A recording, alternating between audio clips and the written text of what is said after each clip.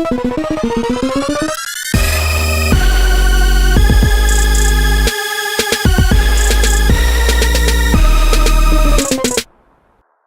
up, guys? Welcome to Shawn and Richard Save the Industry. I'm Richard. I'm Shawn. And today we're going to be talking about something that kind of upsets me quite a bit. We're going to be talking about microtransactions. One of the cardinal sins of gaming. Yeah. Yeah, the beginning of the end. We're going to talk a little bit about why they're bad, and a little bit about how they can be not so bad. Yeah. I don't really think that why they're bad, why they're sort of necessary for where the industry is at, and things of that nature. Start to kick it off, we'll get the obvious out of the way. Battlefront. Oh, God, this is so great. So, it's old news at this point, so I'm sure everyone knows about it. Yeah. If you like games, you fucking know about it. So if you're here, you know about it. So Battlefront 2 came out. Was it like a year ago at this point? Yeah, just about. And the game itself was fine. It was a multiplayer deathmatch FPS thing with a Star Wars skin. It was Battlefield with a Star Wars skin. Yeah. But, and this is a big but, the microtransactions were game breaking. Yeah, so you could purchase, I want to say it was for around $20. You could purchase characters. Yeah. And that you could unlock through gameplay if you play the game for 200 hours to unlock one character. Yeah. Yeah. And then you could buy the card packs that actually increase the capabilities of your weapons. Mm-hmm. And your different troop types. Yeah. It was they made a game that was pay to win. It was everything wrong with microtransactions. It was. Yeah. And when they were talking about it before release, I think it was. No, it was after release. I'm gonna read you their a Reddit comment that they made talking about the game. This comment has become the most downvoted comment on Reddit, garnering negative 683,000 downvotes. Nice. Did they ever in a 24-hour period? Did they ever? They locked the post. Yeah. They locked the post. When I was looking at it, it got to a point where it was at almost 800,000 downvotes, but they removed some of the downvotes because people were comment brigading it. They were using bots to downvote it, and they were really swaying the look of it badly. They were able to get it down to still believe 683,000 is. Yeah, it's still awful. It's still the worst thing ever. I'd have to look it up again, but I think it's more than 3 times. It's got 3 times more downvotes than the next closest comment to it. Yeah, I think the next closest comment was negative 153 or something like that. It's pretty bad. But anyways, I'm gonna read it real quick for you guys. So EA community team posts.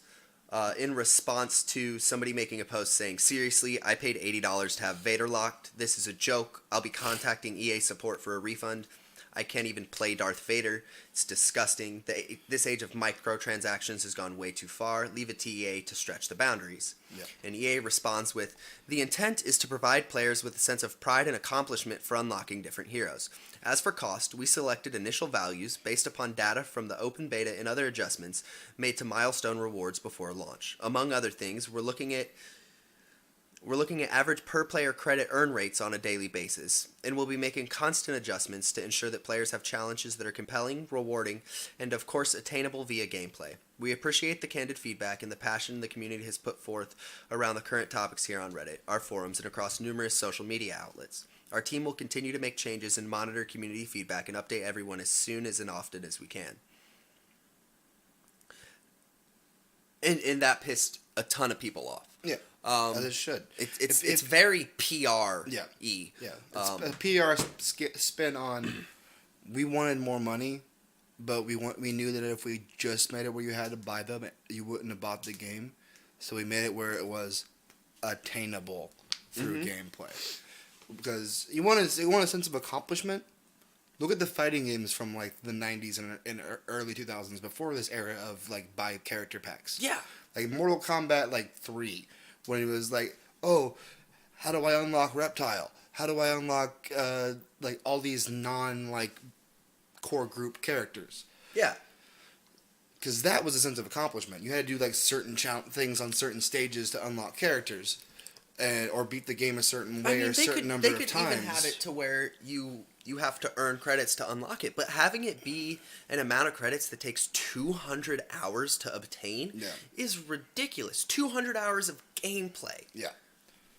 Especially that's ridiculous. In this era where a good portion of gamers are like working age or older. Yeah. I mean, yeah, obviously there's the kid market, but that's not the entirety of the player base anymore. And some people did the math on it. If you're working a full-time job, like a lot of people, and you're averaging 5 hours of gameplay, or I think they did like 2 hours of gameplay a night, like 2 nights a week, or 2 or 3 nights a week. That's like 6 hours of gameplay a week. It'll take you a couple of years. Yeah. To unlock that character. Yeah, which leads you at a significant disadvantage to people that either went ahead and bought it or had the time to put in. Yeah. And but that's always... You're always going to have a disadvantage in some way to people that put more time into the game, because they'll have a higher skill level than you. Yeah. But it shouldn't be that disparaging. Yeah. And where you could just have a character that's just blatantly way better than other characters. And that's one of like the deep dark sides of microtransactions, is just EA as a whole. Just that company. Oh, you want the game to not suck? Here, pay $10 and we'll make the game not suck. Yeah. you want the rest of the game? Here, $10. Yeah, it's gonna cost you like another. We talked about $120 in the Cyberpunk episode. How like there's so many DLCs that feel like they should have already been in the game. Dude. And that's basically just the same thing as the microtransactions, just at a slightly larger scale. But then you also have things like Fortnite, where there's problems with the game that needs to be fixed, but instead they continue to make new skins. And new guns and new things that nobody's asking for. Yeah. They're literally just like... Because I don't play Fortnite. Yeah. I'm not a fan of that game. It's not my cup of tea. If you do, cool, good for you. That's your prerogative. I don't have an opinion. There's nothing inherently wrong with it. It's just another battle royale game. It's just... I'm not a fan of shooters in general, really. Yeah. So I don't play it, and you play PUB. But yeah, I play PUBG. But one thing that I have a coworker that's a Fortnite player, and she's really mad right now because 1, the game's glitchy, and 2, they're adding all these things as far as weapons go that people don't want. She said there's got to be 300 different types of explosives in this freaking game. So she's like, what's the point of even building anything if somebody could just keep throwing explosives at it all the time and destroying it? Yeah. It takes that part of the game away. Which if you play Fortnite, you play it kind of because of that. I mean, that's how it differs from PUBG. That's the gimmick that you bought in for, was so you could see who can build the tallest tower when it's down to 2 people. Yeah. That's basically what the meta boils down to usually. It's tower building. But yeah, so they're neglecting the game, the core game, to add on these extras that you have to pay for.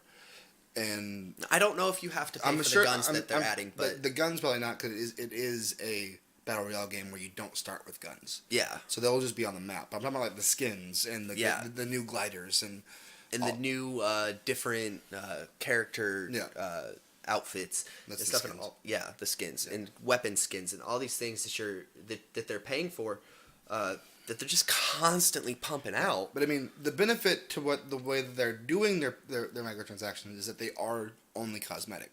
Yes. So that is a type of microtransaction that I am okay with. I'm not going to be the guy that spends the money on it. But I don't either. Somebody will, and I'm all for developers being able to make a little bit more money on their games because, I mean, yeah, $60 is a lot, but I mean, you have like hundreds of people working on these games. Yeah, And you have to pay. You have to pay. And And I mean, if we're asking you to take a few years and to push games back if they're not doing well, you have to have a revenue stream. I understand the need for microtransactions. Just don't let microtransactions be the main focus of your whole team. Yeah. You know, maybe have a group of people that whose work job on the it is to work microtransactions. on, But continued revenue team. You need to make sure that your game works and that it's good. Yeah. And balanced, and because especially when it's a multiplayer game. If it's not working or it's not good, at some point we're gonna stop playing it, and then you're not gonna make money off of microtransactions anyways. Skins, it's gone. Yeah. And that's how you get these companies that shut down in a week. Mm-hmm. It's awful. An example of a game that I'm not saying that this is the best game that was ever made, or is even a game that I like, but they did it right, and people do enjoy these games. The Call of Duty series. Yeah. You can, especially in the new games, you can buy new skins for your weapons. Oh yeah. Like different types of camo. Maybe you want your gun to be pink. Who gives a fuck? That doesn't hurt anybody. No. You can. Siege. Yeah, Tom Clancy's Siege was pretty good about it too. You could just buy the skins. There were the character packs, but I mean that's also just additional content that wasn't originally planned to be in the game that they made. Now, at launch of some of those character packs, some of the characters were a little overpowered with their skills, but usually they balance them out Siege over was time. really quick at nerfing who needed to be nerfed, or giving making players stronger if they needed to be made stronger. They're very good about balancing out their game. Granted, it does take them a little while, and while they're figuring it out, people do abuse that. Yeah. Another game that does it well, also a Ubisoft game, is For Honor. Yeah. You can buy the materials you need to buy new equipment, but because of the way that the game is set up, you're never going to be able to buy your way into an overpowered character, because you have to be a certain reputation rank to get certain levels of gear. Correct. And it's always randomized. Like you can't just go, oh, I want that. Yeah, you can't just buy the thing. I want these bonuses. Yeah, you can't just do that. You have to you have to unlock them. The gear does give bonuses, but it's only for certain game types, and it's only like. So to get the best gear, you're gonna have to spend a lot of money. Yeah. When really, I mean, I'm not gonna lie. I spent some money on that game. There was a certain outfit that I really wanted that looked really badass. I think I paid $5 for it. You can do the buy the certain things. Those are for the mythic outfits. Not necessarily just mythic, but there's certain outfits, and it, again, it's only cosmetic. Yeah, those it's are only completely the color scheme and some special effects and stuff that happen during executions and stuff, and it affects no gameplay at all. Yeah. So yeah, those are it's a part of the industry we have to accept. Begrudgingly, because we want these companies to continue to exist. We don't want another 80s crash. No, that's why we're doing this. Or it was whatever it was. We don't want another gaming crash. We don't want another ET to come out and kill the entire industry. Yeah, not at all. But so we have to accept that these are going to be things that are going to be in the industry for the rest of time until they find another way to supplement income, because it's either these or they increase the price of games. Yeah. And the price of games has been at $60. Yeah. Everything else inflates. USD. Yeah, everything else inflates. Games stay 60. So they have to have these. Yeah. They need the microtransactions to survive. Or they're going to be making games be $90 or $100. Yeah. I mean, they do that sometimes already, but that's for that's if you're getting collector's editions, or you're buying this is kind of getting into something else, but or you're buying season passes, stuff like that, which is a little different. But yeah, so this is as much as we hate them, this is kind of our PSA that it's going to be a part of the industry for a while. Yeah, for sure. And you don't have to buy them. Remember that. And as long as the game that you're playing is doing it correctly and making them purely cosmetic, they don't affect you if you're not the person that wants to buy them. Yeah, But somebody out there wants to have the Hello Kitty skin on their AR-15. or they, want to put some weeb stuff on their AR. Yeah. Who cares?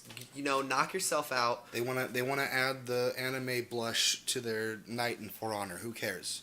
Pay $5 so that you can have Hello Kitty on your glider. Do whatever you want as long as you're not paying to win. Yeah.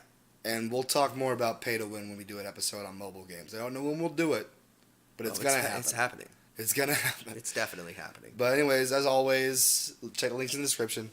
Yep. We got social media. Follow us on there. We'll have a group Twitter. He doesn't tweet, but I'll have my Twitter on there. But yeah, so we'll come back next week, I suppose. Yeah, we'll see you guys next week.